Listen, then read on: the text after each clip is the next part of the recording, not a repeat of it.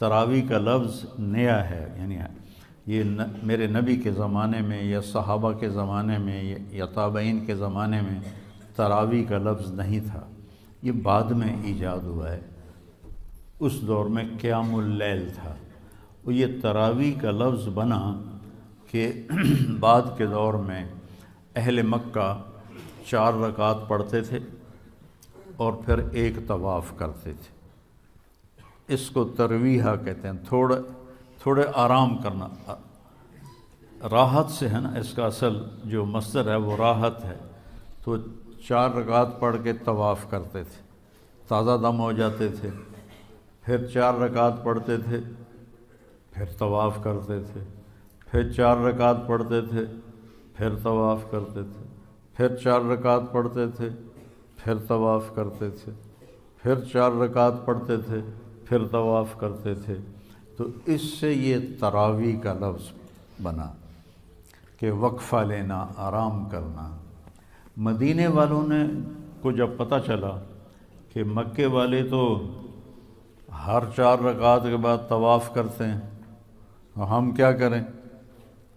تو انہوں نے 20 کی 40 پڑھنا شروع کر دی۔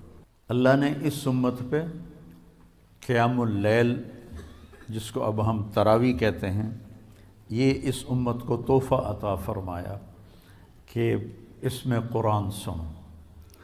اور پہلی کتابیں امت کو یاد نہیں ہوتی تھی، صرف نبی کو یاد ہوتی تھی، باقی کوئی کتاب کو یاد نہیں کر سکتا تھا، لہذا ان کی نماز تسبیح ہوتی تھی، تسبیح، تحلیل، تکبیر۔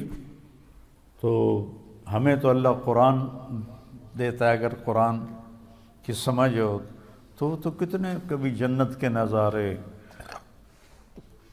کبھی دنیا کی بے ثباتی، کبھی ایمانی صفات، کبھی اخلاق، کبھی سخاوت، کبھی جہنم، کبھی توحید، کبھی رسالت، کبھی آخرت، کبھی دنیا کی حقارت، کبھی آپس کے معاملات، کبھی آپ میاں بیوی کا تعلق، باپ اولاد کا تعلق، بھائی بھائی کا تعلق، تجارت کے مسئلے، زراعت کے مسئلے، حکومت کے مسئلے۔ قرآن تو ایک غنچہ نہیں ہے، ایک گلستان ہے جس میں پھول ہی پھول کھلے ہوئے ہیں۔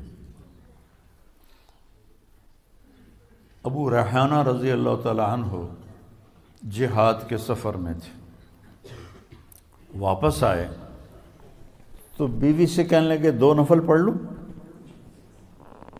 آخر ان کو بھی تو شوق ہے کہ میں بیوی سے خلوت میں ہوں، 2 نفل پڑھ لوں؟ کہنے کہ ہاں پڑھ لو۔ انہوں نے کہا انا اطعنا پڑھے گا؟ انہوں نے جو اللہ اکبر کیا اور نماز پڑھتے پڑھتے پڑھتے فجر کی اذان ہو گئی 2 نفلوں میں۔ جب ان اذان سن کے سلام پھیرا تو ان کی بیگم نے کہا ابا ریحانہ تعبت و اتعبتنی، خود بھی تھکے ہو، مجھے بھی تھکایا ہے، میں تمہیں یاد نہیں تھی؟ کہنے لگے واللہ نسیت، اللہ کی قسم میں تمہیں بھول گیا تھا۔ کہ تیرا بھلا ہو، بھول گئے؟ ایک کمرے میں خلوت میں کیسے بھول گئے ہو؟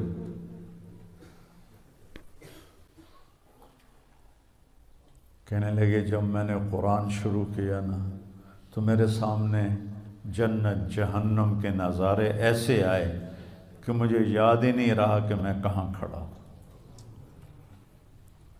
مجھے یاد ہی نہیں رہا۔ تو قرآن اللہ نے ہمیں یاد کروا دیا، اس کو سینوں میں محفوظ فرما دیا، اور رمضان میں کہا سارے مل کے قرآن سنو۔ اور قیام اللیل کے ہر سجدے پر 1500 نیکی لکھی جاتی ہے، ہر سجدے پر 1500 نیکی لکھی جاتی ہے۔ تو اگر 20 تراویح پڑھی تو 40 سجدے ہوئے، اور 15 چوکی 60,000 نیکیاں، اور اس کو 70 سے ضرب دو 70 گنا ہو جاتا ہے نا، تو 60,000 کو 70,000 سے ضرب دو تو یہ کروڑوں میں چلا جائے گا۔ ایک رات میں آپ اتنی نیکیاں جمع کر لیتے ہیں۔ 8 تراویح پڑھنے والوں کو برا نہ کہو، 20 تراویح پڑھنے والوں پہ اعتراض نہ کرو، یہ کمائی ہے، کر لو تو تمہارے مزے ہیں، چھوڑ دو تو تمہارا گھاٹا تو ہے ہی، گناہ کوئی نہیں لیکن گھاٹا تو ہے، نیکیاں گھٹ گئی ہیں۔ تو اللہ نے ہمیں قیام اللیل عطا فرمایا، اور اللہ کے نبی کے دور میں اجتماعی نماز نہیں ہوتی تھی، فرادہ، جیسے ابھی آپ کو جوڑیاں مقرر کی ہیں نا کہ ماشاءاللہ یہی کتنی بڑی نعمت ہے کہ پورے مدرسے میں قرآن گونج رہا ہو، ہر کمرے میں قرآن کی آواز ہو، چاروں طرف نور ہی نور پھیل رہا ہے آپ کی برکت سے، علاقے میں پوری چاروں طرف اللہ کی رحمت برسے گی جب آپ بچے اپنا اپنا قرآن سنائیں گے، کوئی چھت پہ ہے، کوئی کمرے میں ہے، کوئی برآمدے میں ہے، کوئی باہر ہے، تو ایک ایسی بہار ہوتی ہے کہ دیکھ کے ہی، سوچ کے ہی میرا تو ایمان تازہ ہو رہا ہے۔ آپ خوش قسمت بچے ہیں جو حافظ قرآن ہیں۔ جب تھی ہمت، حضرت شیخ رحمۃ اللہ علیہ تشریف لائے، مولانا زکریا صاحب 1980 میں، انہوں نے جو مفتی زین العابدین رحمۃ اللہ علیہ کا دارالعلوم تھا، اس میں انہوں نے پورا مہینہ اعتکاف کیا، تو میں نے بھی پورا مہینہ وہیں گزارا۔ تو ہم خدمت میں ہوتے تھے، سحری بھی کروانی، افطاری بھی کروانی، پھر حضرت شیخ کے خلفاء آئے ہوئے تھے، ان کو تیل لگانا، مٹھی بھرنا، تو آخری عشرے میں پھر رائیونڈ کے کئی طلبہ آ گئے، تو میں سحری افطاری کروا کے، تراویح پڑھ کے، پھر بعد میں کتاب ہوتی تھی وہ سن کے، جب لوگ سونے لگتے تو میں، طاہر شاہ رحمۃ اللہ علیہ ساتھی تھا، فوت ہو گیا، اس کو میں اوپر چھت پہ لے جاتا اور 3 سپارے میں اس سے سنتا تھا۔